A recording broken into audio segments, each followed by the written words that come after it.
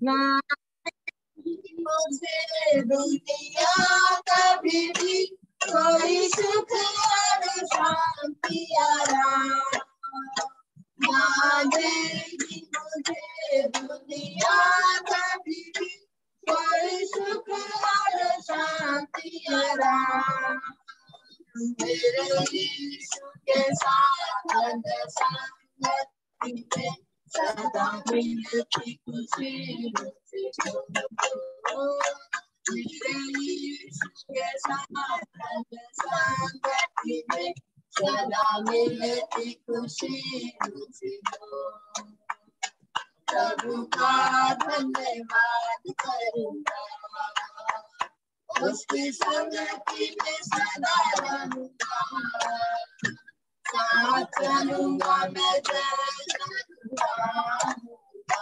साथ चलूंगा मैं जय प्रभु का धन्यवाद करूंगा मेरी जिंदगी के हर एक परेशानी में खुल जाता है आशा का द्वार मेरी जिंदगी के हर एक परेशानी में खुल जाता है आशा का द्वार कभी ना डरूंगा कभी ना हटूंगा सारे द्वार भी तेरा पड़े कभी ना डरूंगा कभी ना हटूंगा सारे द्वार भी तेरा पड़े प्रभु का धन्यवाद करूंगा उसकी संगति में सदा रहूंगा साथ चलूंगा मैं जय करूंगा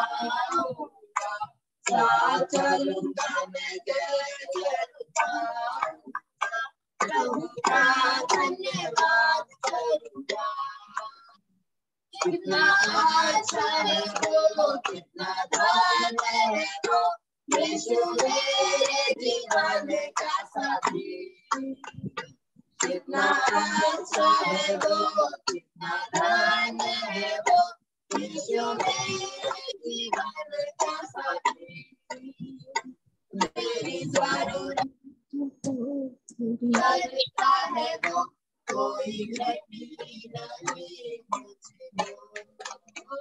मुझे मेरी जरूरतों को पूरा करता है वो कोई घटी नहीं मुझको प्रभु का धन्यवाद करूंगा उसकी संगति में सदा रहूंगा साथ चलूंगा मैं जय करूंगा साथ चलूंगा मैं जय करूंगा प्रभु का धन्यवाद करूंगा मेरी आयु के दिन पग पग में सदा तेरी सेवा में पूरी करूंगा मेरी आयु के दिन पग पग में सदा तेरी सेवा में पूरी करूंगा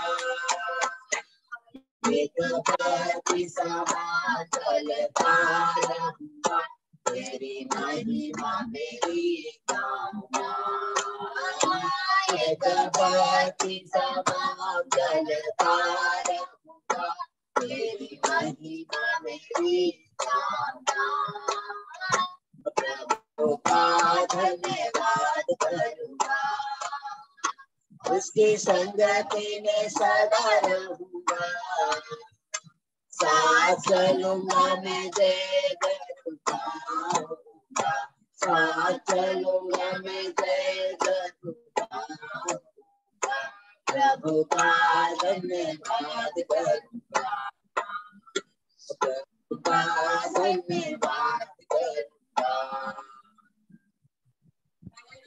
हालेलुया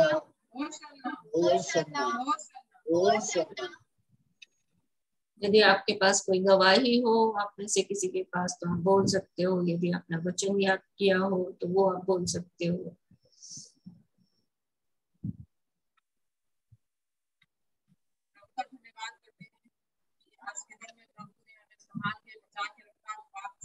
छुड़ा के रखा, इसलिए प्रभु का धन्यवाद करते हैं। बीते हुए समय में प्रभु ने हमें सब अगुवाई किया और संभाल के रखा। और मेरा तबीयत खराब था बीच में, मेरे पेट में बहुत जलन हो रहा था और एक दिन 10 बजे से लेकर सुबह में पूरा काम करके अपने जैसे ही सोची कि अब आराम करेंगे, वैसे 10 बजे से लेकर शुरू हुआ मेरे पेट में जलन। इतना जलन हो रहा था कि हम अपने बच्चों से भी बात नहीं कर पा रहे थे। जाके हम नीचे चुपचाप लेटे हुए थे और प्रार्थना कर रहे थे और मोबाइल से प्रभु का स्तुति भी सुन रहे थे। प्रभु ने मेरे को 4 बजे मेरे को अपने आप मेरे को लगा कि नहीं, मेरे साथ प्रभु है, मेरे को उठना चाहिए, अब मेरे को लेटना नहीं है। और वैसे बोल के मैं खड़ी हुई। उसके बाद तुरंत मेरा जैसे हम खड़ी हुई मेरा पूरा जलन ठीक हो गया। हम प्रभु का धन्यवाद करते हैं क्योंकि हमारे साथ रहता है, हमें कभी नहीं छोड़ता है। प्रभु जन्म देने वाली माँ छोड़ देती है, त्याग देती है, लेकिन प्रभु कभी नहीं छोड़ता है, कभी नहीं त्यागता है। इसलिए प्रभु का धन्यवाद करते हैं। हालेलुया, हालेलुया, प्रभु का धन्यवाद हो। और कोई गवाही और या कोई वचन आपको ये याद हो जो आप लोगों को? दीदी जय यीशु। जय यीशु की। दीदी एक छोटी सी गवाही है। एक बहन फोन की हमारे पास और बोली कि मेरे पेट में दर्द है।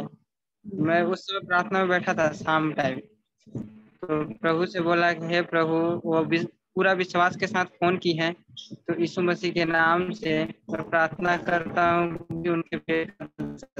और फिर जैसे प्रार्थना करके मैं रुका, फिर पूछा तो बोली कि मुझे अच्छा लग रहा है। प्रभु का धन्यवाद। धन्यवाद हो प्रभु का।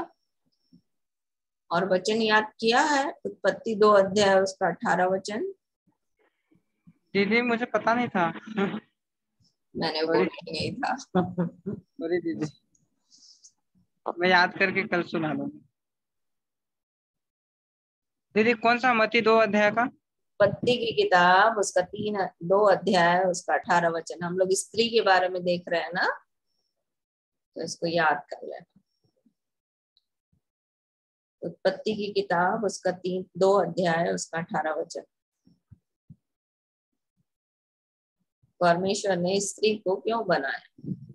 स्त्री की रचना क्यों की परमेश्वर के दिमाग में क्या था कि स्त्री की रचना करे? हाँ बोले। मैं सवाल पूछ सकता हूँ, प्रश्न कर सकता हूँ? हाँ बिल्कुल बिल्कुल। दीदी मत्ती रचित सुसमाचार 10 अध्याय का।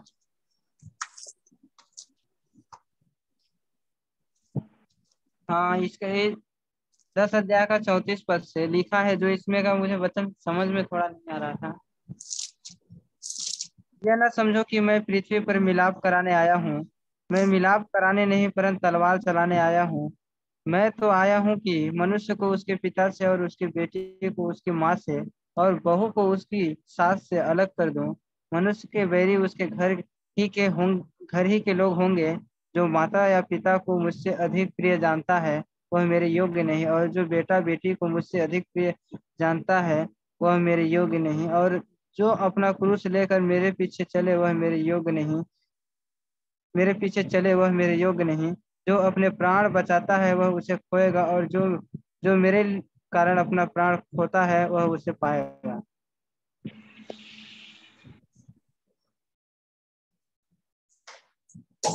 हाँ, तो इसमें क्या पूछना चाह रहे हो सोनू? दीदी मतलब ना, इसको मैं मत्ती 10 अध्याय का 34 से लेकर के 39 पद तक को मैं समझना चाहता हूँ। कि प्रभु यीशु मसीह मिलाप कराने नहीं आया? हाँ अगर बोलते हैं कि प्रभु यीशु मसीह परमेश्वर से मिलाने आया, हाँ में कंफ्यूजन है। हाँ। और ना ये बेटी बेटियां वो लड़ाई झगड़ा वाला, और जैसे बोलते हैं कि जो अपना क्रूस लेकर मेरे पीछे न चले वो मेरे योग्य नहीं, और जो माता या पिता को मुझसे ज्यादा प्रिय जानता है वो मेरे योग्य नहीं, बेटी बेटियों को। देखो ऐसा है कि जब एक व्यक्ति परमेश्वर से प्रेम करने लगता है ना, तो संसार उसका बैरी हो जाता है ना। तो वही समझा रहे हैं कि मैं मिलाप कराने नहीं आया कि अलग कराने। कैसे अलग कराने? मतलब परमेश्वर से मिलाया है। और संसारिक रिलेशन क्या होता है? संसार का जो रिश्तेदारी है वो कहीं ना कहीं पीछे छूटता है कि नहीं छूटता? बताओ।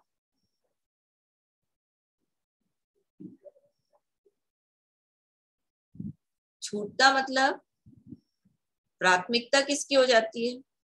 परमेश्वर की। और दूसरा नंबर में कौन आ जाता है? माता पिता, भाई बहन, जो भी रिश्तेदारी है वो बाद पीछे आ जाती है। अभी आप अपने जीवन में देखो, जब आपने यीशु को पा लिया, परमेश्वर से आपका संबंध हो गया, तो घर वाले बोलते हैं कि आज घर में ये प्रोग्राम है, जैसे कि पिछले दिनों हुआ आपका, तो आप उसमें सहभागी हुए? नहीं हुए। क्यों? क्योंकि अब आपको पता चल गया है कि वो गलत है और मैं जिस काम को कर रहा हूँ वो सही है। तो यहाँ पर क्या हो गया? अलगाव हो गया ना। सुन रहे हो सोनू? समझ में आ रहा है? हाँ माइक दीदी, कर लो, सुन रहे। है ना? समझ में आया कि नहीं आ रहा है? हाँ दीदी। तो जब आप परमेश्वर से प्रेम करने लगते हो ना, तो बाकी चीजें आपके लिए सेकेंडरी हो जाती है, द्वितीय हो जाती है, पीछे पीछे आ जाती है। और प्राथमिकता किसकी हो जाती है? परमेश्वर की, परमेश्वर के वचन की। और इसलिए बोलता है कि जो अपने माता पिता को मुझसे अधिक प्रिय जानता है वो मेरे योग्य नहीं। मतलब अगर आप और मैं केवल अपने माता पिता के बारे में सोचते रहेंगे तो हम परमेश्वर के बारे में कब सोचेंगे?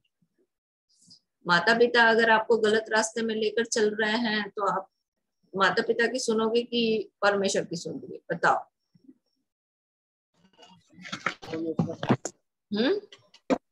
परमेश्वर की सुनेंगे। परमेश्वर की सुनोगे। तो जो यहाँ हमें पर क्या हो रहा है? यहाँ पर क्या हो रहा है? दुख हो रहा है ना? पर वो भी आप, वो भी छोड़कर आप कहाँ जा रहे हो? परमेश्वर के पास जा रहे हो, है ना?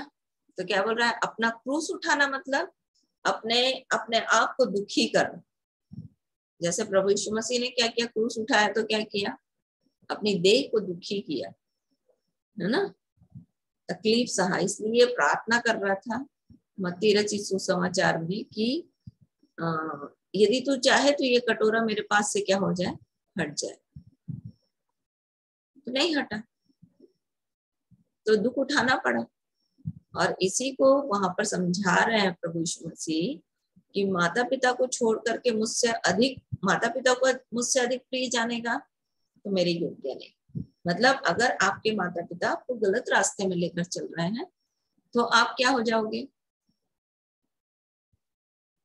आप उनकी नजर में गलत हो जाओगे ना। पर आप क्या कर रहे हो? आप सही कर रहे हो।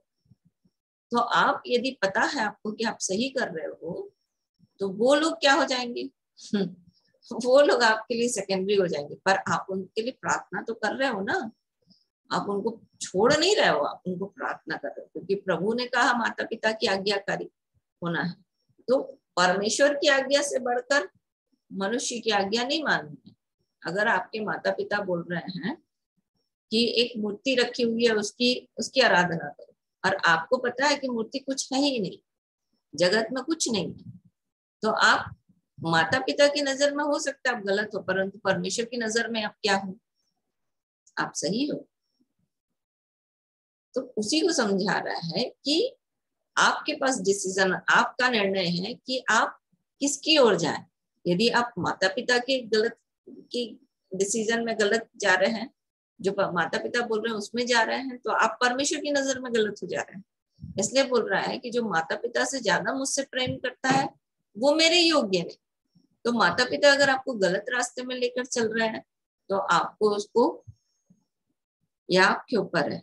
और कहीं ना कहीं अलगाव आता ही है। जब आप प्रभु के साथ चलते हो ना, फिर धीरे धीरे जब वो प्रभु के साथ आने लगते हैं ना तो वो फिर मिल जाते हैं, फिर वो साथ में आने लगते हैं। पहले अलगाव आता है पर फिर धीरे धीरे क्या होने लगते हैं? वो साथ में आने लगते हैं, क्योंकि प्रभु ने कहा विश्वास कर तो तू और तेरा घराना उद्धार पाएगा। एक बात बहुत अच्छी प्रभु यीशु मसीह ने करके दिखाया। जब प्रभु यीशु मसीह क्रूज पर थे तो उन्होंने अपनी माता को नहीं छोड़ा। ये सीखने वाली बात है ना। क्या बोला? जो उसका सबसे प्रिय चेला था उससे बोला कि देख ये तेरी माता और देख ये तेरा पुत्र है। मतलब अपनी संसारिक रिस्पॉन्सिबिलिटी को भी, सांसारिक जिम्मेदारी को भी उसने किसके हाथ में सौंपा? अपने चेले के हाथ में सौंप करके ही दिया। तो इसलिए ये कहना मतलब यहाँ पर आप तोड़ मड़ोड़ वाला बात नहीं, आत्मा के लिए बात कर रहा है यीशु मसीह कि अगर आप प्रभु से प्रेम करते हो तो ये लोग आपके पीछे आते हैं। पीछे मतलब वित्तीय श्रेणी में हो जाते हैं और आपके पास ये निर्णय लेना है कि आप अपने जो गलत शिक्षा है उसकी ओर जाओगे या परमेश्वर की ओर जाओगे। उसी को यहाँ पर समझा रहा है। इसलिए बोलता है जो अपने प्राण को बचाता है वह उसे खोएगा और जो मेरे कारण अपने प्राण को खोता है वह उसे पाएगा। मतलब आपको लग रहा है कि अरे अब हम लोग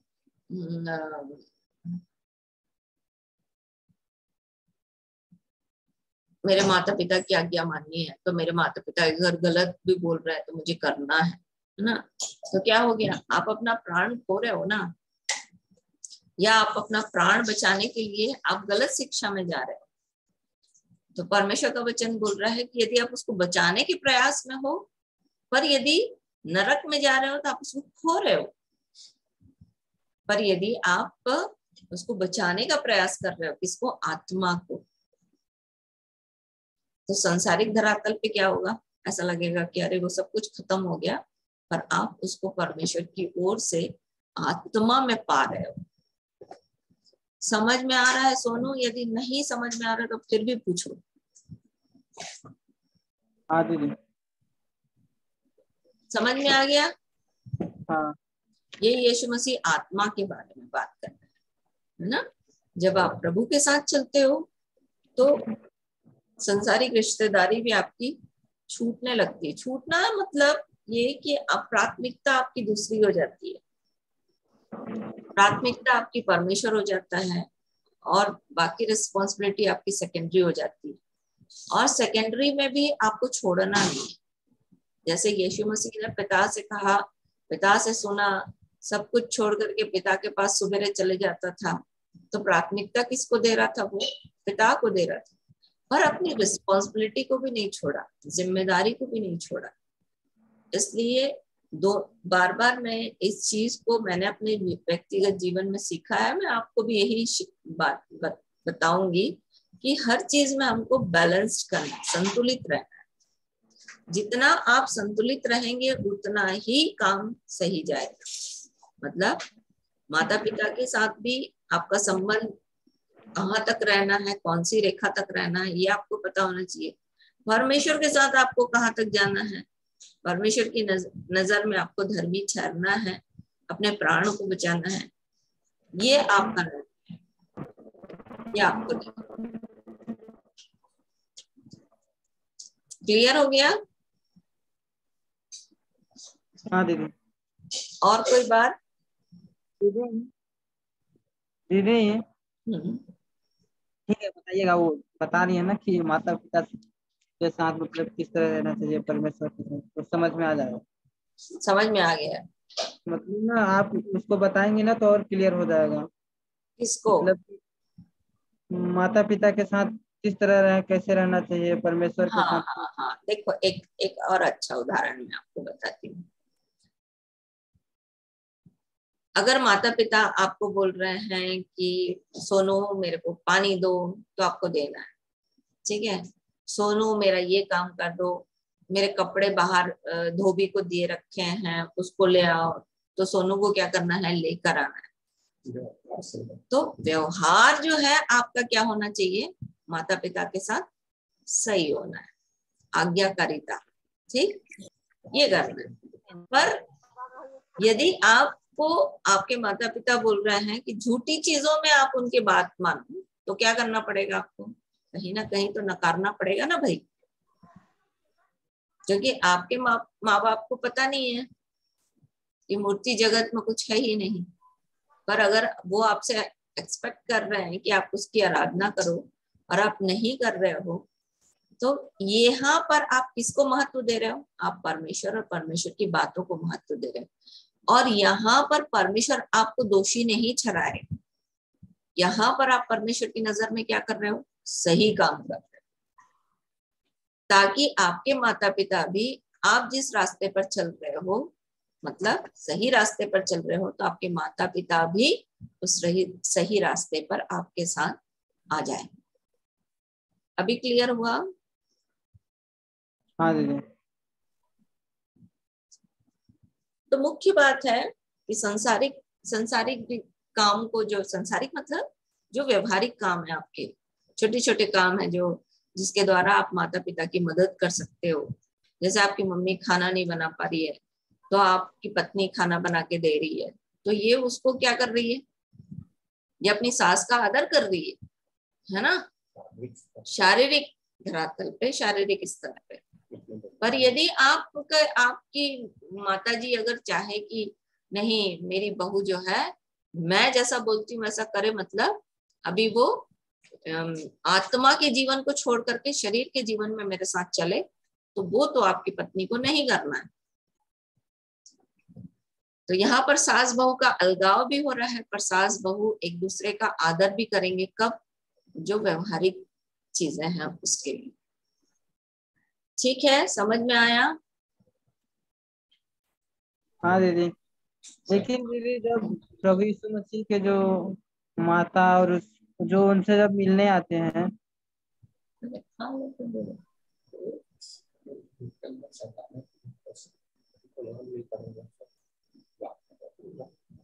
हाँ, क्या बोल रहे हो सोनू? जैसे ना कि मुझे पता नहीं है, एक बार पढ़ा था कहीं पे कि प्रभु यीशु मसीह के पास जब उनके माता और उनके भाई उनसे मिलने आते हैं तो वो उनसे मिलने के लिए मना क्यों कर देते हैं? देखो, यहाँ पर एक अच्छी चीज जो तुम पूछ रहे हो, बहुत अच्छी चीज है। वहां पर यीशु मसीह क्या कर रहे थे? वचन सुना रहे थे। कहीं पर पढ़ा नहीं है, वचन में है, ठीक है। इसको यीशु मसीह वचन सुना रहे थे, कहाँ पर? भीड़ में, लोगों को, ठीक।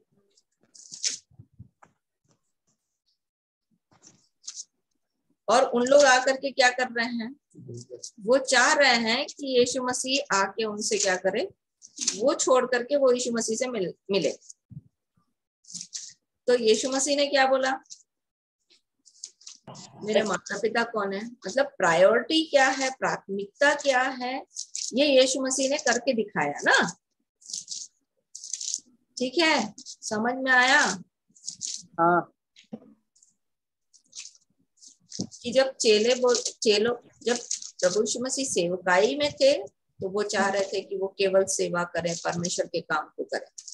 पर जहाँ रिस्पॉन्सिबिलिटी की बात है तो यीशु मसीह ने उनको छोड़ा भी नहीं। यीशु मसीह ने उनके साथ अपनी माता का आदर किया, अपनी माता को लेकर गया। और सबसे बड़ी बात, यदि आप यूहन्ना में, हाँ बोलो। मत्ती वाला मैं पढ़ूं, इसमें लिखा है जो? हाँ हाँ पढ़ो। ठीक है दीदी।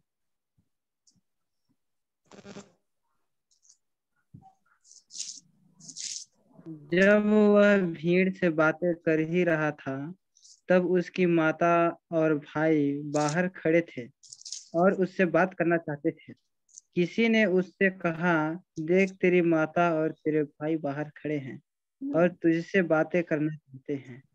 यह सुनकर उसने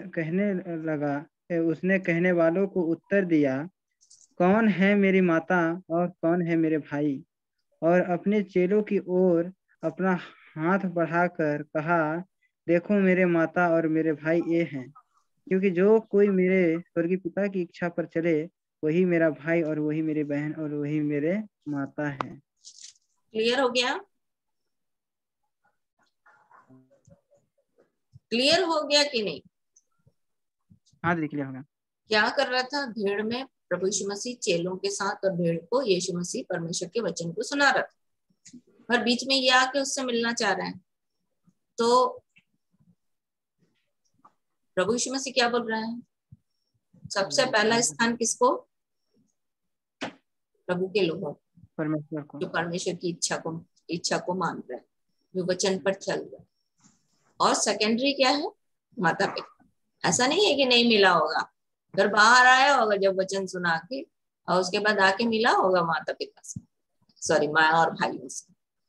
पर माँ और जो भाई थे ना, वो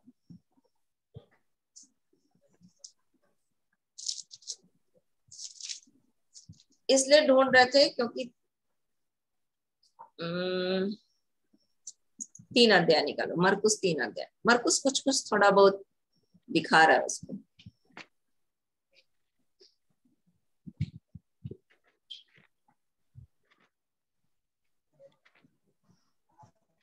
मरकुस 3 अध्याय 20 और 21 पद पढ़ो। परंतु 20 और 21 दीदी। परंतु वे दिन आएंगे जब दूल्हा उनसे अलग किया जाएगा। नहीं, मरकुस 3 अध्याय 20 और 21 पद। तब वह घर में आया और ऐसी भीड़ इकट्ठी हो गई कि वे रोटी भी न खा सके। जब उसके कुटुंबियों ने यह सुना तो वे उसे पकड़ने के लिए निकले, क्योंकि वे कहते थे कि उसका चित्त ठिकाने नहीं। पागल समझ रहे थे यीशु मसीह को। उसके कुटुंबी जो थे, उसके परिवार के लोग थे, वो उसको पागल समझते थे। उसका दिमाग ठिकाने नहीं है बोलते थे।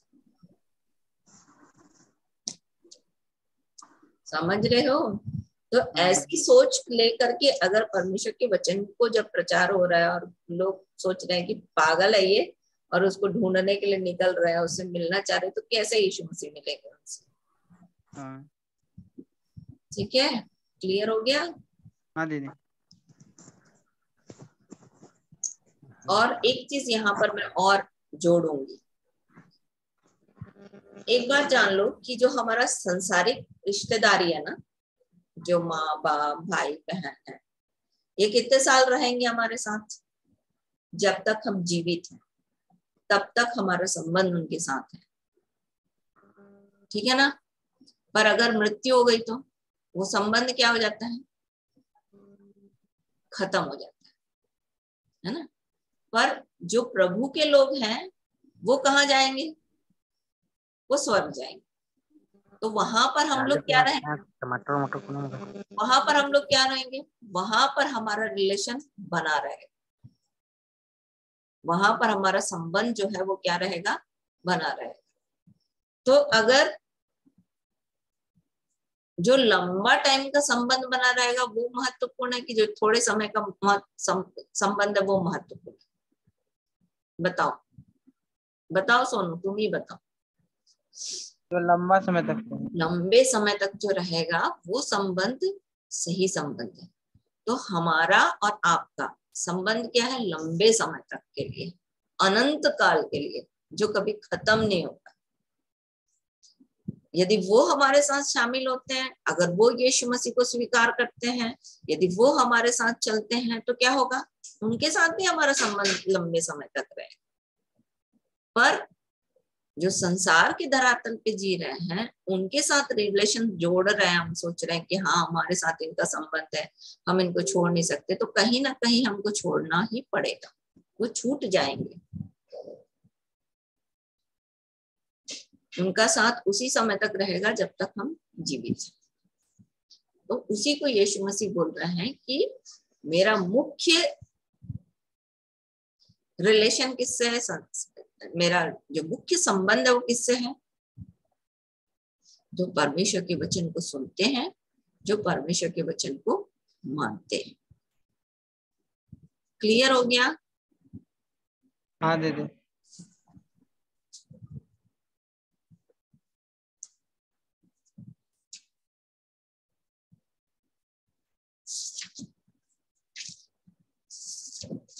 और कोई गवाही या वचन आप बोलना चाहते हो तो बोल सकते हो, अवसर है।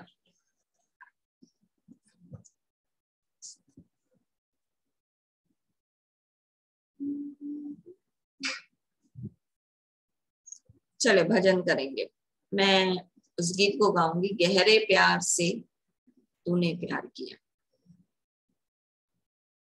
यदि आजादी के गीत की पुस्तक है आपके पास तो उसमें 450 नंबर है। गहरे प्यार से तूने प्यार किया, गहरे प्यार से तूने प्यार किया, माँ से गहरा है प्यार तेरा, माँ से गहरा है प्यार तेरा, तू धन्य है सर्वश्रेष्ठ है, तेरे जैसा नहीं और कोई, तू धन्य है सर्वश्रेष्ठ है, तेरे जैसा नहीं और कोई। Hallelujah hallelujah hallelujah hallelujah hallelujah hallelujah hallelujah hallelujah, तुझे मैं कभी भूलूंगा नहीं, तुझे मैं कभी भूलूंगा नहीं, तेरे साथ साथ मैं चलूंगा, एक नूर के समान रहूंगा,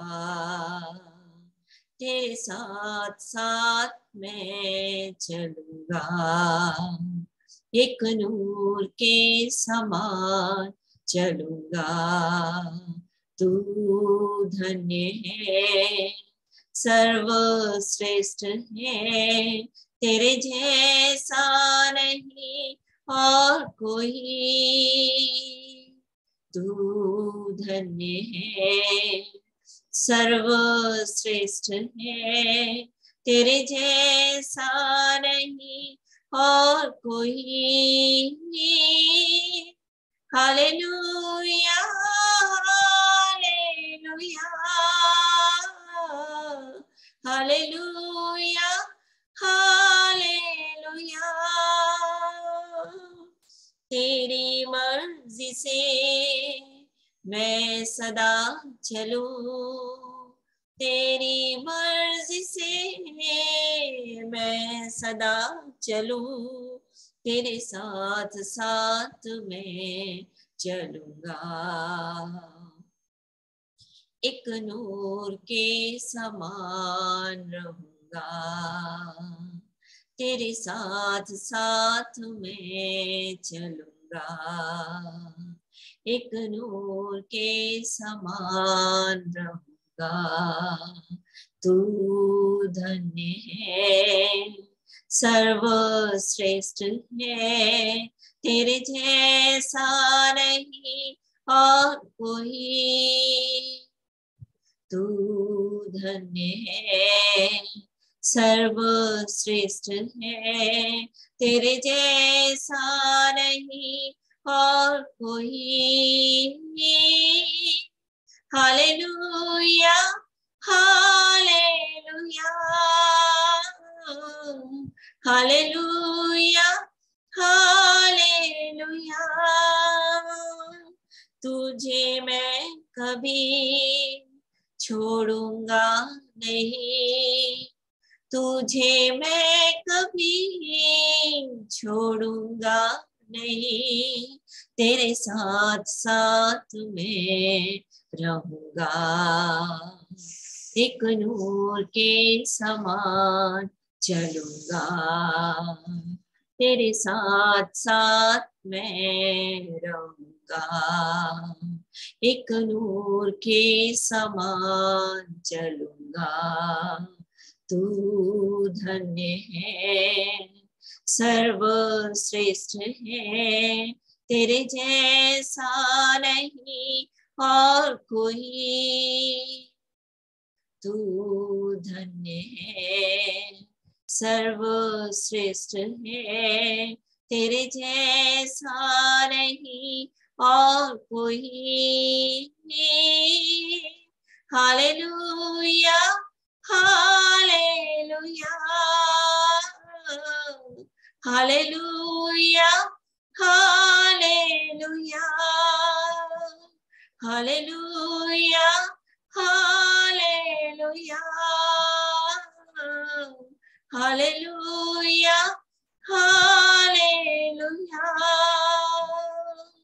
स्वर्ग और पृथ्वी के अधिकारी, आज के समय में हम आपका धन्यवाद धन्यवाद धन्यवाद करते हैं प्रभु, आपके प्रेम के लिए, आपकी भलाई के लिए, आपकी सच्चाई के लिए, आपकी खराई के लिए, आपकी सिधाई के लिए, आपकी करुणा के लिए प्रभु, आपकी दया के लिए, आपकी विश्वास योग्यता के लिए, आपकी पवित्रता के लिए, आपकी धार्मिकता के लिए, आपके छुटकारे के लिए प्रभु हम आपका धन्यवाद करते हैं।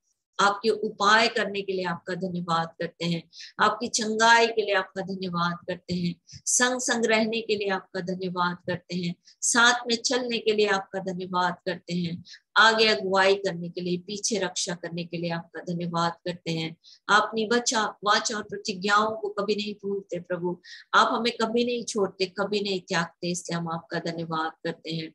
मुर्गी जैसे अपने पंखों तले अपने बच्चों को संभालती है, वैसे ही आपने हमें संभाल कर आज के दिन रखा प्रभु, सुबह से अब तक, इसलिए हम आपका धन्यवाद करते हैं, धन्यवाद देते हैं प्रभु। जैसे उकाब पक्षी ने अपने घोंसले को हिला हिला कर अपने बच्चों को उड़ना सिखाया, वैसे ही प्रभु आज के दिन आपने हमें भी उड़ना सिखाया है, इसलिए हम आपका धन्यवाद करते हैं।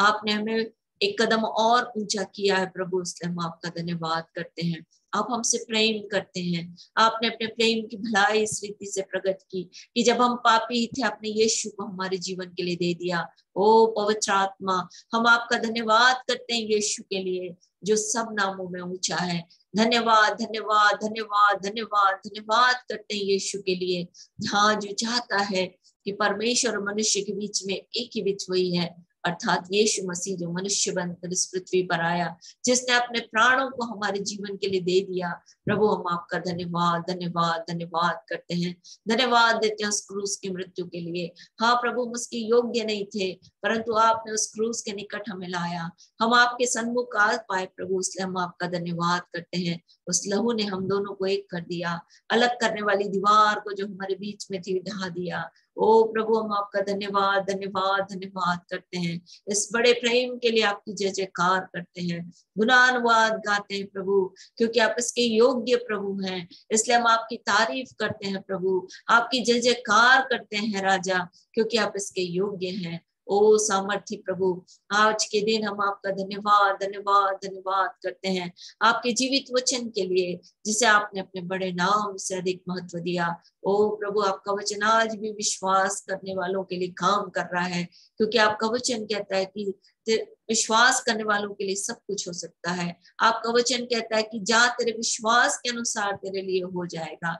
हाँ प्रभु, हम आपका धन्यवाद करते हैं कि आपके वचन ने हमारे विश्वास को बढ़ाया, ताकि प्रभु हम आपके कामों को अपने जीवन में देख सकें, आपकी उपस्थिति को अपने जीवन में देख सकें। हमारी आंखें जो तीर्णा आपके वचन के द्वारा हुई, ताकि हम आपको अपने पास देख सकें, क्योंकि आपका वचन कहता है कि आपके आश्चर्य कर्म इस बात की घोषणा करते हैं कि परमेश्वर निकट है। हाँ प्रभु, आपके चिन्ह और चमत्कारों के द्वारा, आपके सामर्थ्य कामों के द्वारा हम इस बात को पाते हैं प्रभु कि आप हमारे पास में हैं, आप हमसे बातें करते हैं, आप हमारी सुनते हैं, हम आपसे पुकार सकते हैं, हम आपको बोल सकते हैं प्रभु, इसलिए हम आपका धन्यवाद धन्यवाद धन्यवाद करते हैं। आज के समय में पवित्र आत्मा हम आपकी जय जयकार करते हैं, हम आपका स्वागत करते हैं, क्योंकि आपने हमें धोया है प्रभु। ओ पवित्र आत्मा, आपने हमें धोकर नया बनाया है, इसलिए हम आपकी जय जयकार करते हैं। ओ पवित्र आत्मा, आपने हमारे जीवन को तैयार किया ताकि वो स्वर्गीय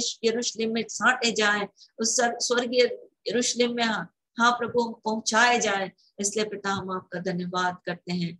हाँ प्रभु, जो मनुष्यों से नहीं हो सकता वो आपसे हो सकता है, क्योंकि आपसे सब कुछ हो सकता है, इसलिए हम आपका धन्यवाद करते हैं कि आपने हम पर यह अनुग्रह किया कि हम इस बात को देखें कि आपसे सब कुछ हो सकता है। इसलिए पवित्र आत्मा आज के दिन फिर से हम अपने देश के लिए प्रार्थना करते हैं प्रभु, इस देश पर अपने तरस को बनाए रखें।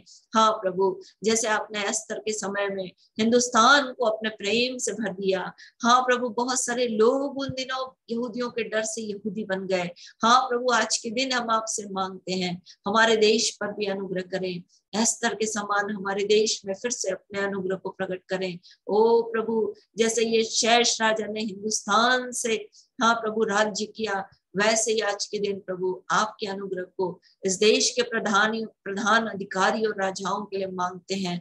हाँ प्रभु, पवित्र आत्मा सब कुछ पलट देने वाले परमेश्वर है, सब कुछ परिवर्तित कर देने वाले परमेश्वर है। यीशु के नाम में प्रभु दया करें, प्रभु जी दया करें, राजा दया करें। आपका वचन कहता है कि राजा का मन नालियों के जल की तरह यहोवा के हाथ में रहता है, जिधर चाहता है उधर फेर देता है। ओ प्रभु, आपने वचन को पूरा किया, आपने ऐसा अनुग्रह किया कि यीशु के नाम में हम शेष राजा के जीवन में इन बातों को देख पाए। पवित्र आत्मा आज के दिन फिर से हम हमारी आंखें आपकी ओर लगी हुई हैं, हम आपकी बाट जोते हैं प्रभु, हमारे देश पर तरस खाएं, हमारे देश पर अनुग्रह करें। जैसा आपने कहा प्रभु, ये देश आपके लिए हाँ प्रभु आपका आभारी है, क्योंकि आपने अपने वचन को यहाँ तक पहुंचाया है। ओ प्रभु, हम यीशु के नाम को जान पाए हैं पिता, इसलिए हम आपका धन्यवाद करते हैं। ये देश प्रभु आपके लिए ऋणी है, आपका ऋणी है, क्योंकि उसने आपके प्रेम के स्वाद को चखा है। इसलिए पिता हम आपका धन्यवाद धन्यवाद धन्यवाद करते हैं। ओ आपने थोमा जैसे जन को अपने चेले को इस पृथ्वी यहाँ पर भेजा प्रभु, इस पृथ्वी के छोर से निकाल करके प्रभु आपने यहाँ तक पहुंचाया, ताकि प्रभु हम आपके वचन की सच्चाइयों को जान पाए। इसलिए हम आपका धन्यवाद करते हैं। ओ प्रेमी पिता, आपके वचन की बातें हमारे जीवन में पूरी हो रही हैं, इसलिए हम आपका धन्यवाद करते हैं। आने वाले समय में भी प्रभु आप अंश अंश करके उन सब बातों को हमारे जीवन के लिए पूरा करेंगे। हम क्षण प्रति क्षण आपके प्रेम को देख पा रहे हैं, इसलिए हम आपका धन्यवाद करते हैं। आज के दिन में आपने झूठों के चिन्हों को व्यक्त किया, भावी कहने वालों को बावला बना दिया, उनके बुद्धिमानों को पीछे हटना पड़ा। हाँ प्रभु, उनकी पंडिताई को मूर्ख बना दिया, अपने दासों की बातों को पूरा किया और अपने दूतों की युक्तियों को सफल किया। इसलिए हम आपका धन्यवाद करते हैं। आज के समय में प्रभु हम अपने आत्मा प्राण और देह को आपके हाथ में देते हैं।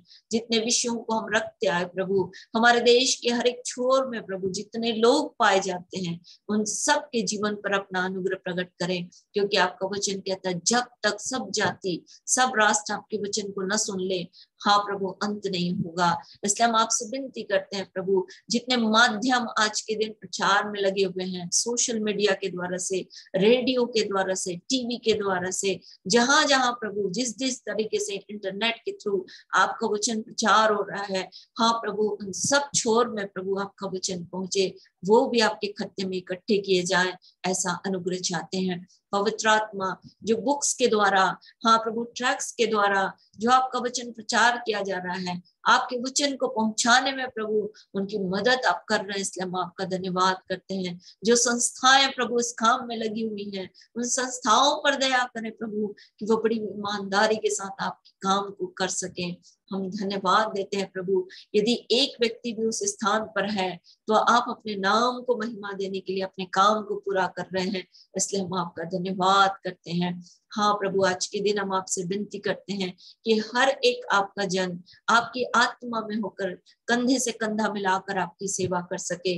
हाँ प्रभु, जिसके लिए आपने हमें रचा और बनाया है, आज के दिन पवित्र आत्मा आपके अनुग्रह को यीशु के नाम में प्रभु हर एक भाई बहन के लिए मांगते हैं। मेल के बंध में आत्मा की एकता रखने का यत्न करने में जो कलीसिया के अंदर है प्रभु, उनकी सहायता करें, सार्वभौमिक कलीसिया पर अनुग्रह करें। हाँ प्रभु, हर एक बात यीशु के नाम में आपकी महिमा के लिए होने पाए। हाँ प्रभु जी, हम अपने आपके जनों के लिए प्रार्थना करते हैं। हाँ प्रभु, हर एक विरोधाभास जो उनके बीच में है प्रभु जी, उन पर दया करें प्रभु, कि वो उजागर ना करें, शैतान किसी भी प्रकार से हमारे बीच में हावी ना हो, परंतु प्रभु हर एक दूसरे को अपने से अच्छा जाने और प्रेम से उस सिखाने में और समझाने में और उपदेश देने में हाँ प्रभु आपका अनुग्रह चाहते हैं। हाँ प्रभु जी दया करें, विश्वास में जो निर्बल है वो विश्वास में साथ लेकर चलने में हर एक की मदद करें। पवित्र आत्मा आपकी कलीसिया के हर एक उन अंगों के लिए प्रार्थना करते हैं। हाँ प्रभु दया करें कि शैतान किसी भी प्रकार से उन्हें फटकने ना पाए। ओ प्रभु दया करें, हर एक अगुओं के लिए प्रार्थना करते हैं भय और भक्ति के साथ जीवन बिता सकें। हाँ प्रभु जैसा आपका वचन कहता है उन बातों को अपने जीवन में पूरा कर सकें। जैसा आपका वचन कहता है कि अध्यक्ष जो है, जो हाँ अगुआ है, जो झगड़ालू नहीं होना चाहिए, हाँ प्रभु जी पियक्कड़ नहीं होना चाहिए, घर का अच्छा प्रबंध करने वाला होना चाहिए। यीशु के नाम में प्रभु हम हर एक अगुओं के लिए आपके अनुग्रह को मांगते हैं। आपके वचन की बातें उनके जीवन में होने पाए, ताकि प्रभु लोग जो नए आ रहे हैं वो आपके वचन को उनके जीवन से देख सके। प्रभु ऐसा अनुग्रह चाहते हैं। पवित्र आत्मा आपकी सामर्थ हर एक अगुओं के बीच में बहने पाए। आज के दिन हम बैठकर इस स्थान पर हम आपसे मांगते हैं कि हर एक अगुओं को एक नया अभिषेक से भर दे, एक नई आत्मा से भर दे प्रभु, ताकि हर एक कंधे से कंधा मिलाकर आपकी सेवा कर सके। पवित्र आत्मा आपके लिए कोई भी काम कठिन नहीं है। आपने जरुब्बाबेल से कहा कि हर एक पहाड़ जो है वो मैदान हो जाएगा, ताकि परमेश्वर की कलीसिया, परमेश्वर का मंदिर बनाया जाए। ऐसा ही अनुग्रह आज भी हम चाहते हैं प्रभु कि आपकी कलीसिया का निर्माण, आपकी कलीसिया की बनावट आपकी इच्छा के अनुसार हो सके। हाँ प्रभु दया करें कि आपकी कलीसिया आप में पवित्र हो सके, आपकी कलीसिया आप में दयावंत हो सके, आपकी कलीसिया आप में सिद्धता को प्राप्त करे। ऐसा अनुग्रह चाहते हैं। आज के दिन प्रभु जो बातें हम सीखते हैं, जो बातें हमारे प्रश्नों में हैं, जो बातें हम आपस में बांटते हैं, इन सब के द्वारा प्रभु आपके नाम को महिमा मिल रही है। इसलिए हम आपका धन्यवाद करते हैं। आप सब बातों में बढ़े प्रभु, और हम निरंतर घटते चले जाएं। ऐसा अनुग्रह चाहती हूँ। पवित्र आत्मा हर एक को नम्र और दीन करे, ताकि प्रभु हम पृथ्वी के अधिकारी हो सके, स्वर्ग का राज्य हमारा हो सके। हाँ प्रभु हर एक जो शोक करता है, हाँ प्रभु जी उनका विलाप जो है नृत्य में बदल जाए। ऐसा अनुग्रह चाहते हैं।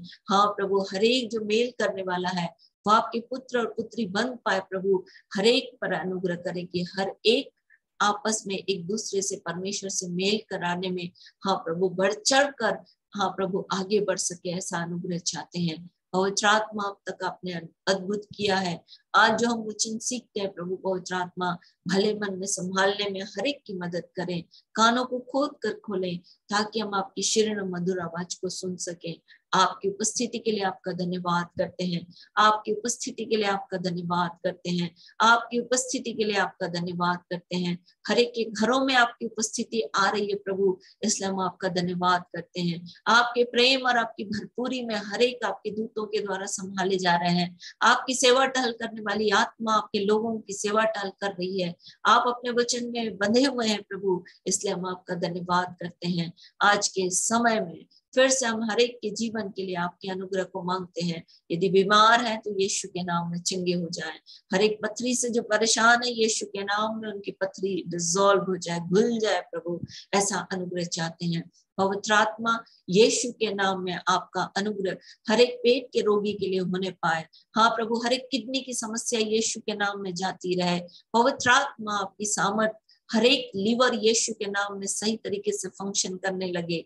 हाँ पवित्र आत्मा हर एक हार्ट यीशु के नाम में ठीक से प्रभु प्यूरिफिकेशन देने में मदद करे। पवित्र आत्मा यीशु के नाम में पवित्र आत्मा आपकी सामर्थ हर एक के जीवन में बहे, ताकि प्रभु आपका अनुग्रह प्रकट हो।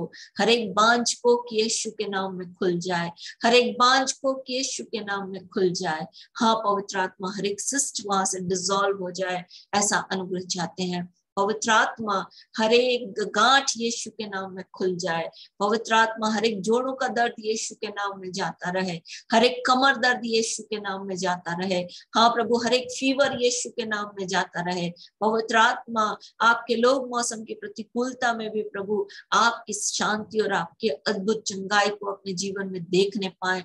ऐसा अनुग्रह चाहते हैं। हर एक छोटे बच्चों के लिए प्रार्थना करते हैं प्रभु, आने वाले सीजन में उनके जीवन के लिए जो परेशानियां आने वाली हैं उन सब से उन्हें मुक्त करें प्रभु। हमारे बच्चों को सुरक्षित रखें प्रभु। पवित्र आत्मा विशेष रूप से जो ज़ूम में जुड़े हुए हैं उनके जीवन के लिए प्रार्थना करते हैं। पवित्र आत्मा आपका सुरक्षा का घेरा इनके जीवन के लिए काम करे। वो हर एक बच्चे यीशु के नाम में सुरक्षित पाए जाए, ऐसा अनुग्रह चाहते हैं। पवित्र आत्मा आने वाले समय में हर एक जवानों के लिए आपके अनुग्रह को मांगती हूँ। पवित्र आत्मा जवान बच्चों को यीशु के नाम में मांगती हूँ, जवान बच्चों को यीशु के नाम में मांगती हूँ, ताकि प्रभु उनकी आंखें खुल जाएं और वे सत्य को देखने पाए और सत्य उनके जीवन को स्वतंत्र करे। हाँ पवित्र आत्मा, आपका अद्भुत अनुग्रह हर एक बच्चों के जीवन के लिए आए। पति पत्नी के संबंधों के लिए हम आपके अनुग्रह को मांगते हैं। पवित्र आत्मा, जैसा आपका वचन कहता है वो यीशु के नाम में पूरा होने पाए। पवित्र आत्मा, आप पति पत्नी के बीच में, हाँ प्रभु, हम आपको देखना चाहते हैं। पवित्र आत्मा, हर एक परिवारों में आपकी उपस्थिति निरंतर बनी रहे, ऐसा अनुग्रह चाहते हैं। हाँ पवित्र आत्मा, जैसा आपका वचन कहता है कि पति जो है अपने निर्बल पात्र जानकर उसका आदर करे पत्नी का, और पत्नी अपने पति का, हाँ प्रभु, पति के अधीन रह सके, ऐसा अनुग्रह चाहते हैं। हाँ प्रभु, जैसा आपका वचन कहता है वो हाँ और आमीन के साथ पति और पत्नी के बीच में होने पाए, ताकि पवित्र आत्मा उनके बच्चे जो हैं वो, जैसा आपका वचन कहता है कि उनके बच्चे पवित्र ठहरेंगे। इसलिए यीशु के नाम में पवित्र आत्मा हर एक परिवारों में आपकी दया को मांगते हैं, ताकि उनके बच्चे आपकी पवित्रता में बढ़ सके। पवित्र आत्मा, आने वाले सेशन में आपका अनुग्रह चाहते हैं। जो नया सीजन आ रहा है, हर एक बच्चे जो नए क्लासेस में जा रहे हैं, आपकी बुद्धि, आपका ज्ञान, आपका समझ उनके जीवन की अगुवाई करने पाए। पवित्र आत्मा, उन्हें बुद्धि, ज्ञान और समझ से भर दीजिए, क्योंकि आपका वचन कहता है यहोवा का भय मानना बुद्धि का आरंभ है, परम पवित्र ईश्वर को जानना ही समझ है। ऐसा ही अनुग्रह करें प्रभु कि हमारे बच्चे प्रभु के भय में जीवन बिता सके।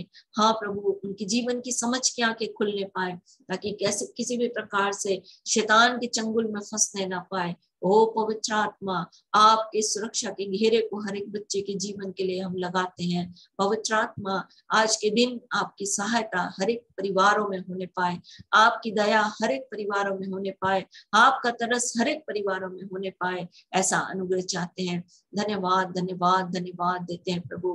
पवित्र आत्मा, आपके अनुग्रह को हर एक परिवारों के लिए आने वाले समय में हम और भी देख सके प्रभु। ये सब कुछ हमारी प्रार्थनाओं के कारण से नहीं प्रभु, क्योंकि हम इस योग्य नहीं। पवित्र आत्मा, आपके उस दया के हम योग्य नहीं है, परंतु फिर भी प्रभु हम आपके उस अनुग्रह को देखते हैं जो यीशु के लहू के द्वारा हम तक पहुंचा है। इसलिए पवित्र आत्मा, यीशु के बहाए गए उस बहुमूल्य लहू को स्मरण करके, इब्राहिम से की गई प्रतिज्ञाओं को स्मरण करके प्रभु हर एक के जीवन पर आपकी दया को मांगते हैं।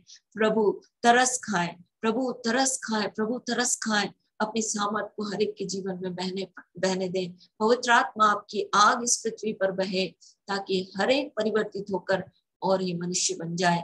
आज के दिन प्रभु फिर से अंश करके एक अंश में बढ़ा दीजिए। हाँ प्रभु, हमारी दीनहीन देह का रूप बदल कर अपनी महिमा के देह के अनुकूल बनने में आज के दिन हमारी सहायता करें। सारा आदर, सारी महिमा हम अपने जीवन से आपको देते हैं। आपका राज्य आए, आपकी इच्छा पूरी हो और आपका नाम पवित्र माना जाए। धन्यवाद देते हैं प्रभु, आपने हम पर दृष्टि की। धन्यवाद के इस बलिदान को प्रार्थना विनती निवेदन के साथ अपने उद्धारकर्ता प्रभु यीशु मसीह के नाम से आपको चढ़ाते और मांग लेते हैं। आमीन आमीन आमीन। Hallelujah hallelujah. Hosanna hosanna होशन्ना।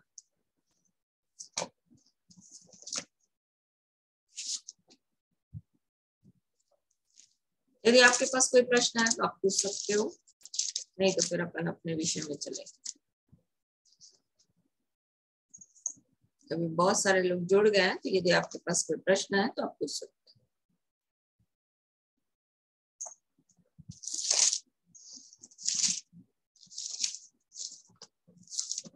हैं। नहीं तो भजन संहिता 127 अध्याय, भजन संहिता 127 127।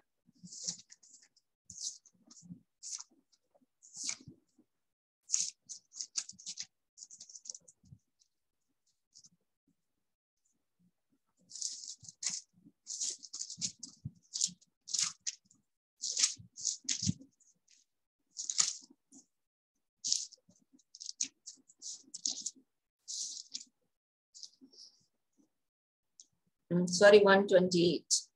128 एक पद से पढ़ोगे।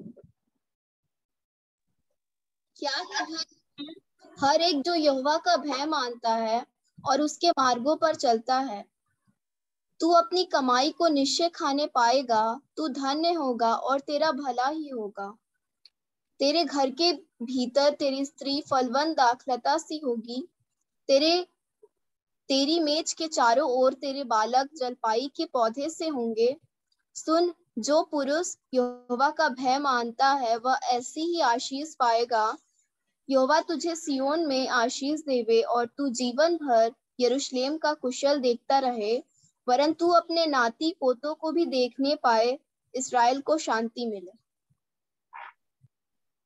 इस अध्याय को आप लोग याद करिएगा, जितना थोड़ा थोड़ा याद कर सकते हैं जरूर याद करिएगा, क्योंकि यहाँ पर जो व्यक्ति प्रभु का भय मानता है उसके जीवन में इतनी आशीषाएं, और उसमें एक भाग है। कौन सा बताई थी? भजन संहिता 128 अध्याय, भजन संहिता 128 अध्याय।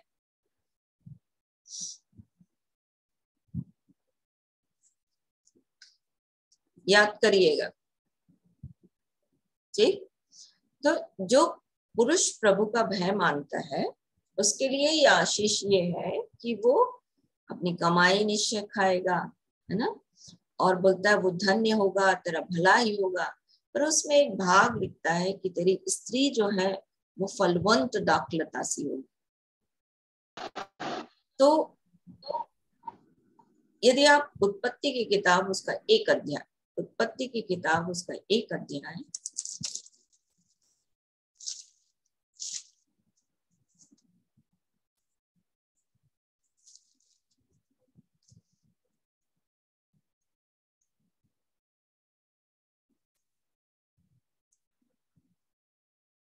उसका 27 और 28 पद, 27-28।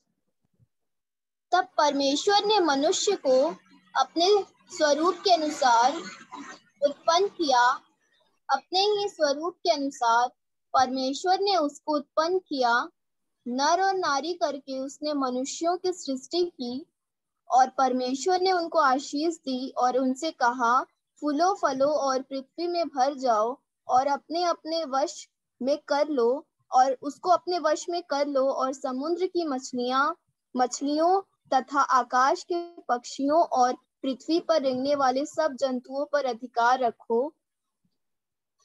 फिर परमेश्वर ने उनसे कहा, सुनो, जितने बीज वाले छोटे छोटे पेड़ सारी पृथ्वी के ऊपर हैं और जितने वृक्षों में बीज वाले फल होते हैं, वे सब मैंने तुमको दिए हैं, वे तुम्हारे भोजन के लिए हैं। और जितने पृथ्वी, बस बेटा बस, धन्यवाद। यहाँ पर परमेश्वर ने आदम और हवा मतलब नर और नारी की सृष्टि की, और नर और नारी को किस लिए बनाया? बोला फूलो फलो और पृथ्वी पर भर जाओ, अधिकार रखो, फूलो फलो और पृथ्वी पर क्या हो जाओ? भर जाओ। तो जो उन्नति करने का भाग था, मतलब वो किसके थ्रू, किसके द्वारा बाहर आना था? स्त्री के द्वारा। इसलिए उत्पत्ति की किताब उसका 3 अध्याय में परमेश्वर ने बोला कि क्या बोलता है कि तू गर्भवती होगी, है ना। तो 2 अध्याय, 1 अध्याय में ऐसा कुछ परमेश्वर ने प्रकट नहीं किया था, पर जब 3 अध्याय आया तो परमेश्वर ने इस बात को प्रकट किया कि तू गर्भवती होगी, है ना। तो परमेश्वर ने जिस आशीष को दिया, उस आशीष को किसके थ्रू लाना चाह रहा था?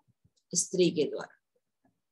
मतलब वो जो आशीष मिली, उस आशीष को बाहर किसके द्वारा लेकर आ रहा है?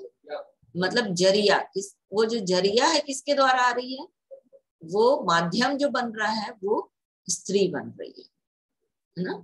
और ये एक बड़ा काम परमेश्वर ने स्त्री को मतलब एक महत्वपूर्ण जिम्मेदारी सौंपी कि जो आशीष आएगी वो किसके माध्यम से बाहर आएगी? स्त्री के माध्यम से। तो स्त्री के माध्यम से आगे बढ़ने के लिए, इसलिए पहला पत्रस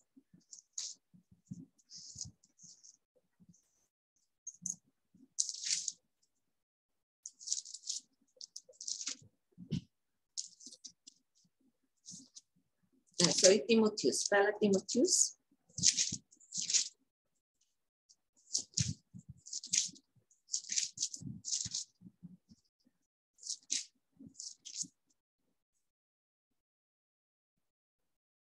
पहला तीमुथियुस 2 अध्याय 15 पद पढ़ो। तो भी स्त्री बच्चे जनने के द्वारा उद्धार पाएगी यदि वह स्वयं सहित विश्वास, प्रेम और पवित्रता में स्थिर रहे। क्या बोल रहा है? आदम पहले बनाया गया, मतलब जो मैंने पद पढ़ने के लिए बोला था 13 पद में बोलता है आदम पहले बनाया गया फिर हवा बनाई गई। 14 पद में बोलता है आदम बहकाया ना गया, कौन बहकाई गई? स्त्री बहकाई गई। पर आगे बोलता है तो भी स्त्री बच्चे जन्ने के द्वारा क्या पाएगी? उद्धार पाएगी। मतलब उस परमेश्वर के जो आशीष है उसका माध्यम बनने के द्वारा से वो क्या बनेगी? वो उद्धार पाएगी। तो परमेश्वर ने हर एक स्त्री को यह जिम्मेदारी सौंपी है कि वो फलवंत दाखलता बने। तो फलवंत दाखलता बनने के लिए कुछ काम करने को बोला है ना? कैसे? संयम सहित विश्वास और प्रेम और पवित्रता। संयम सहित विश्वास, प्रेम और पवित्रता। तो सबसे पहले जो विश्वास है हम सब जानते हैं कैसे आएगा विश्वास? कैसे आएगा विश्वास? रिसीव करना, बिलीव करना, अचीव करना, किसमें? परमेश्वर के वचन में। परमेश्वर के वचन के ऊपर विश्वास करना मतलब उसको ग्रहण करना, अपने अंदर लेना, और अंदर लेके जाएंगे तो क्या होगा? हमारा विश्वास बढ़ेगा। जब विश्वास बढ़ेगा तो हम उसको क्रियान्वित रूप दे पाएंगे, उसको कर पाएंगे जो परमेश्वर का वचन कहता है। जब तक परमेश्वर का वचन अंदर नहीं जाएगा तो वो क्या करेगा? वो काम नहीं करेगा। जैसे हम हर जगह बोलते हैं कि अगर पुस्तक बाहर है, बाइबल अगर किसी के घर में रखी है और यदि वो खुली नहीं है तो वो एक सामान्य पुस्तक है, पर जिस दिन खुल जाती है और हृदय में जाती है तब जाकर के क्या होता है? प्रकाश होता है। परमेश्वर का वचन बोलता है, जैसे भजन संहिता उसका 119 अध्याय 130 वचन, भजन संहिता 119 अध्याय 130 वचन।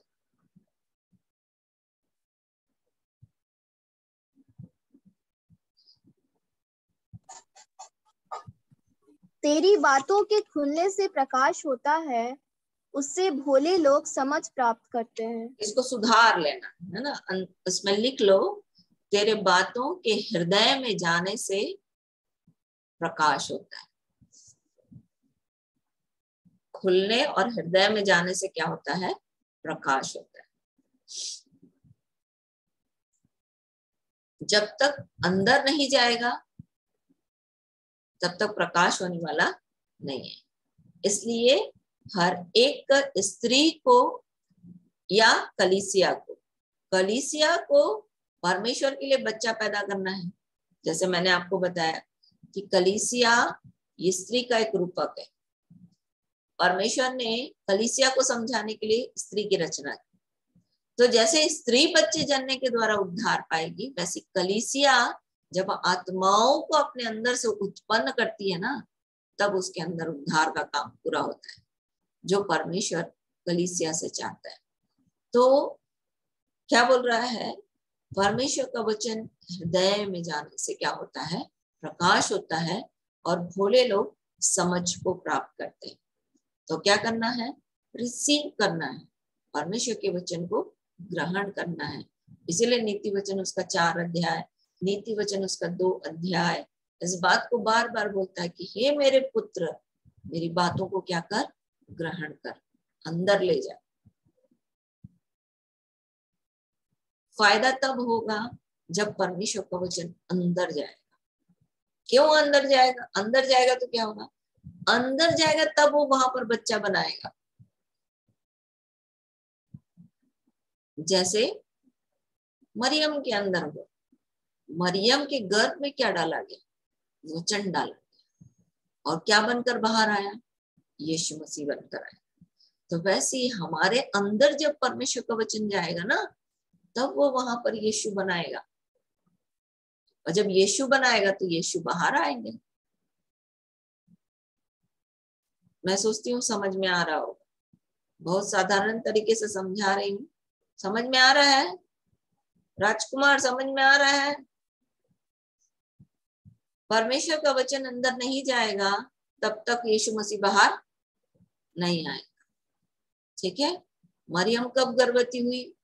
जब परमेश्वर का वचन उसके अंदर आया। तो परमेश्वर का वचन जब अंदर आता है ना, तब यीशु बाहर आते हैं। और इसलिए बोल रहा है कि वो बच्चे जन्मने के द्वारा क्या पाएगी? उद्धार पाएगी। पाप कुछ भी हो, गलती कुछ भी हो, पर जब परमेश्वर का वचन अंदर जाता है ना, तब परमेश्वर क्या बोलता है? विश्वास को बढ़ाता है। विश्वास बढ़ाता है तो हम उस काम को क्रियान्वित रूप देते हैं।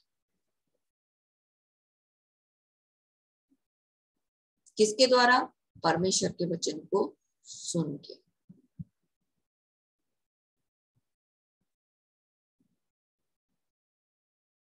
दूसरी चीज प्रेम।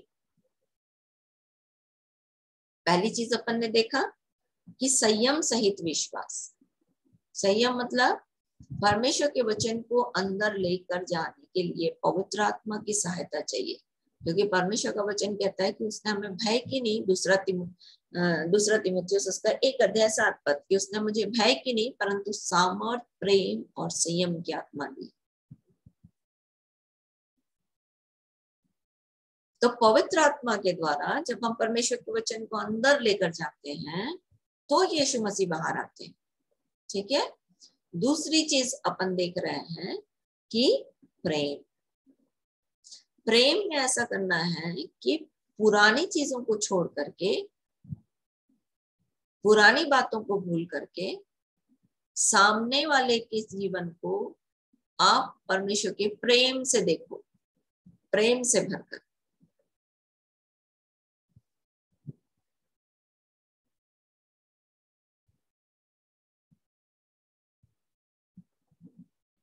पुराना जो फेलियर हुआ है, पुराना जो हमारे जीवन के लिए गलतियां हुई हैं, है ना, असफलताएं हुई हैं, उनको भूल करके आगे क्या करना है उसके बारे में अपने जीवन को देखना है।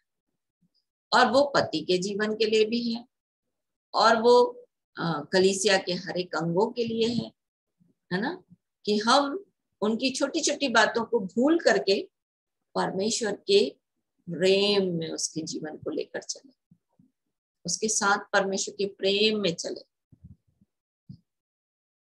तब बच्चा पैदा होगा, है ना। बच्चा पैदा करने के द्वारा उद्धार पाएगी बोलता है। तो उद्धार पाने के लिए पहले अपन ने देखा विश्वास जो संयम सहित, दूसरा अपन को प्रेम। जितना ज्यादा हम एक दूसरे से प्रेम करेंगे, देखो प्रेम करेंगे ना तो वहां पर अपराध ढक जाएगा, प्रेम करेंगे ना तो झगड़ा लड़ाई नहीं होगा, प्रेम करेंगे तो अपन एक दूसरे को अपने से अच्छा समझेंगे, प्रेम करेंगे तो आप मसीह का जीवन, परमेश्वर का जीवन उस तक पहुंच, उसकी तकलीफों में देख करके आप दुखी होगे, सामने वाले की तकलीफ को देख करके क्या होगे? दुखी होगे। और इसलिए बोल रहा है कि प्रेम, प्रभु यीशु मसीह ने पिछले दिनों हमने याद किया था, मैं तुम्हें एक नई आज्ञा देता हूँ कि एक दूसरे से क्या करो? प्रेम करो। तो पहली चीज अपन ने देखा संयम सहित विश्वास, दूसरी चीज परमेश्वर से प्रेम करना और लोगों से प्रेम करना, तीसरी चीज पवित्रता।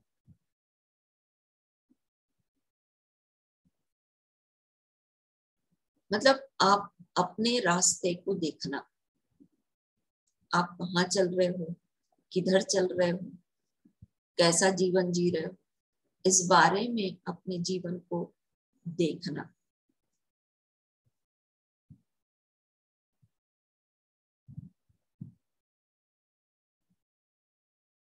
कई बार हम लोग बिना सोचे समझे कोई भी काम करने लगते है ना। आज ही मैं एक जन की गवाही सुन रही थी और उसके बारे में वो बता रहे थे कि एक पास्टर है, वो सामने उसके कांग्रीगेशन में एक मतलब कलीसिया में एक लेडी थी, वो विधवा हो गई थी, तो वो उसके लिए प्रार्थना करने जा रहे हैं, अकेले प्रार्थना करने जा रहे हैं। धीरे धीरे धीरे धीरे प्रार्थना करते करते करते पता चला कि दोनों का संबंध बन गया।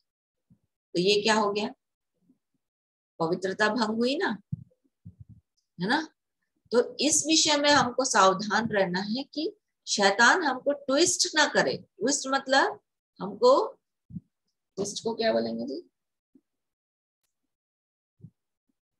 भरमाए ना, है ना। कैसे कि प्रार्थना का नाम लेकर के हम लोग गलत काम करने जाते, थोड़ा सा ऐसी जगह में जहां पर आपकी पत्नी नहीं है, आपको क्यों जाना है। जहां पर पति नहीं है, आपको क्यों जाना है अकेले, है ना। पर नाम किसका हो रहा है, प्रार्थना। तो जब प्रार्थना का नाम हो रहा है तो क्या वो आत्मा के धरातल पे है, तो प्रार्थना। अभी मैं आपको एक इंसिडेंस बताती हूँ। एक हमारे ही रिश्तेदार के एक उसका ससुर था, वो 2 बहनें थी। दोनों बहनें जो थी वो बेचारी अनाथ थी, अकेले थी। तो इनको वचन पता था कि अनाथों और विधवाओं की क्या करना। उसमें से एक बहन जो थी विधवा थी और दोनों बहन अनाथ थी। तो इनको वचन पता था कि विधवाओं की क्या करना है, अनाथों और विधवाओं की क्या करना है, सुधि लेना है, ठीक है। तो ये महाशय क्या करते थे कि हर दिन क्या करते थे, घर चले जाते थे,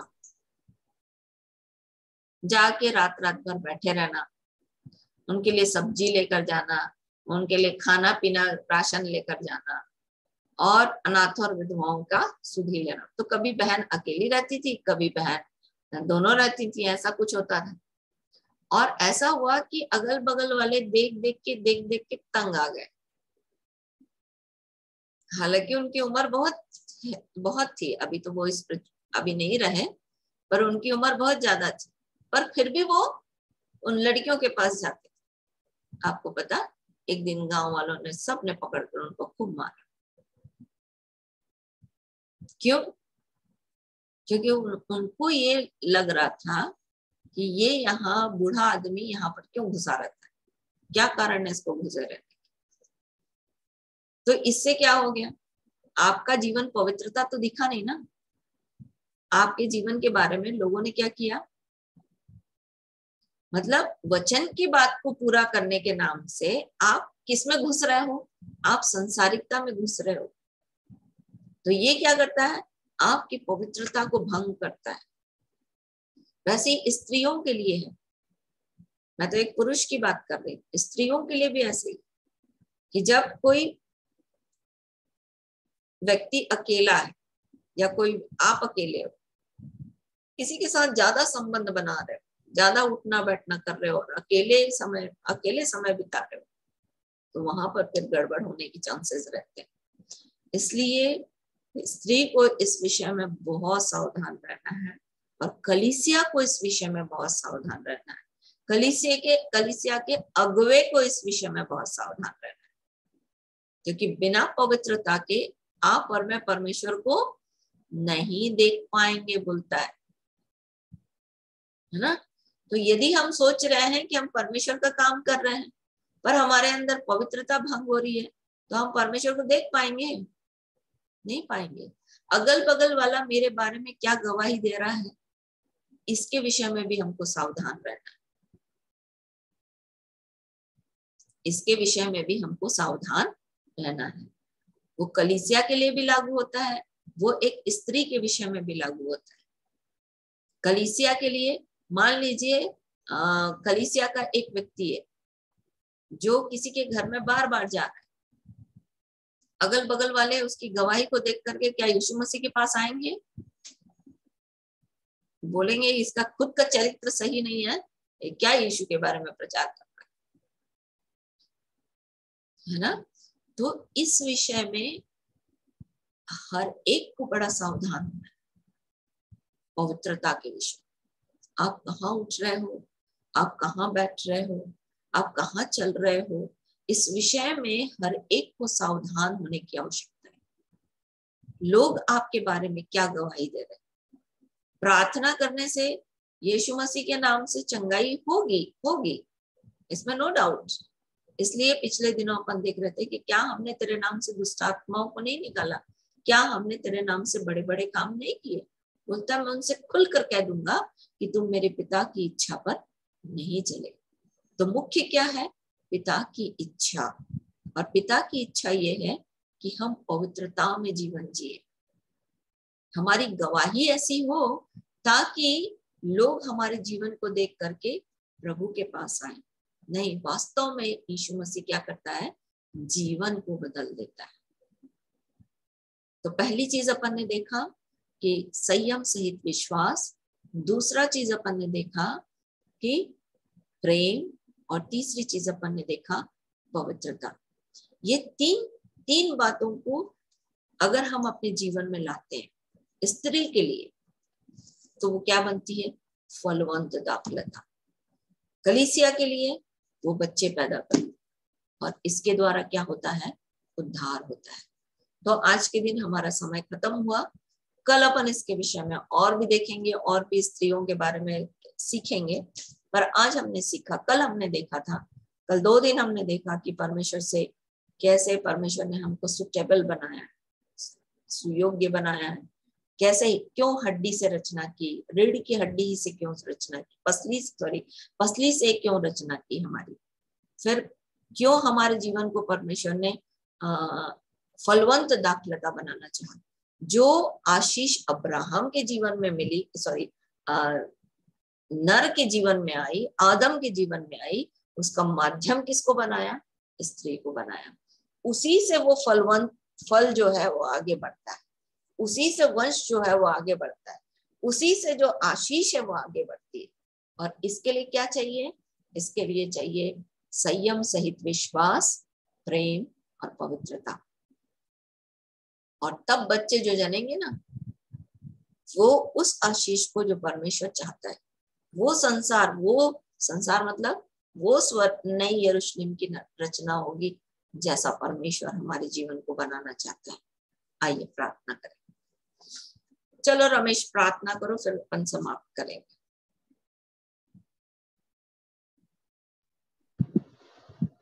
धन्यवाद करते राजा प्यारे पिता परमेश्वर खुदावन, जो स्वर्ग पृथ्वी का करता आप राजा, इसको धन्यवाद देते पिता। हम सबको को जीवन का आपने बनाया राजा, इसको धन्यवाद देते पिता। एक पवित्र आत्मा हम चाहते राजा, जिस तरह समुद्र चारों तरफ जल से प्यार का सबको को जीवन को भरे राजा, ताकि जो भी बातें प्यारे पिता परमेश्वर को हम सब देखते की पटिया करके राजा प्यारे पिता परमेश्वर। धन्यवाद देते राजा, जो भी बातें प्यारे पिता परमेश्वर खुदावन हमारे दीदी भैया के द्वारा प्यारे पिता परमेश्वर खुदावन होते हैं राजा। हम चाहते राजा हम उस पुस्तक के द्वारा हर एक जीवन फलवंत होने का राजा। धन्यवाद देते राजा प्यारे पिता परमेश्वर, जो अभी हम प्यारे पिता परमेश्वर प्रेम से विश्वास राजा हमको होने का राजा, हमारा प्रेम में पाया जा, हमारा जीवन पवित्रता पाया जा रहा। हम चाहते राजा इस वचन के अनुसार हम सबों का जीवन आशीषित होने का राजा, हम अपने जीवन को इस वचन के अनुसार चला सके राजा। धन्यवाद देते प्यारे पिता परमेश्वर खुदावन, हम चाहते राजा हमारे प्राथमिकता न बदलने पाए किसी भी राजा, ऐसे चाहता हूं प्यारे पिता परमेश्वर। धन्यवाद देते प्यारे पिता परमेश्वर, आपने बोले 10 वर्ष के जीवन कोटिमय ये बच्चे में भी रोटी जो तोड़ी गई ना, हम चाहते हैं हमारे जीवन फलवंत होने पाए पूरा 100 गुना राजा, ऐसे चाहता हूं प्यारे पिता। हम सब आपके प्रेम में पाए जा राजा, हम सब अपने जीवन को आपके वचन से चला सके राजा, ऐसे चाहता हूं राजा। धन्यवाद देते प्यारे पिता परमेश्वर, दिन ने कृपा परमेश्वर सुनने सब कुछ छुड़ाता राजा, आप अपने बचन के द्वारा सब कुछ छुड़ाते राजा, और जिस गण प्रदोष निकाल के बाहर करते राजा। हम चाहते राजा ज्योति पाए राजा, हम चाहते राजा ये बचन लोग भी जो आत्मा पिता दीपक हर एक जीवन में चलने पा राजा, हर एक जीवन संसार का शक्ति नाश होने पा राजा। इस तरह मुर्गी अपने बच्चों को अपने पंखों पर पात्र राजा। हम चाहते राजा आप अपने चमत्कारों के गीतों से राजा, अपने प्रेम से राजा, अपने वचन पर हम सभी के जीवन को अपने बच्चा संभाल के रखा, इसके लिए आपको धन्यवाद देते खुदावन, धन्यवाद देते परमेश्वर खुदावन, क्योंकि आप सामर्थ्य परमेश्वर संगार करने वाला, छुटकारा देने वाला, दया करने वाला, बल देने वाला, देने वाला, दुष्ट बुरे काम का नाश करने वाला परमेश्वर केवल आप राजा। इसके लिए आपको धन्यवाद करता दी। यीशु के नाम में चंगा, यीशु के नाम छुटकारा, यीशु के नाम उद्धार को शांति कर दिया परमेश्वर। ऐसे जैसे तो राजा हमारे बीच में कोई गरीब न हो, कोई निर्बल न हो राजा, हम सबों से बोले और बातचीत कर राजा, ऐसे जैसे करता है। अगर हमारे बीच में राजा कोई रोगी में राजा, कोई समस्याओं में राजा, हम चाहते राजा अपने बच्चे के उनको चंगा कर राजा, और जिस गड़े पड़े उसे निकाल के बाहर कर राजा, ऐसे जैसा पता।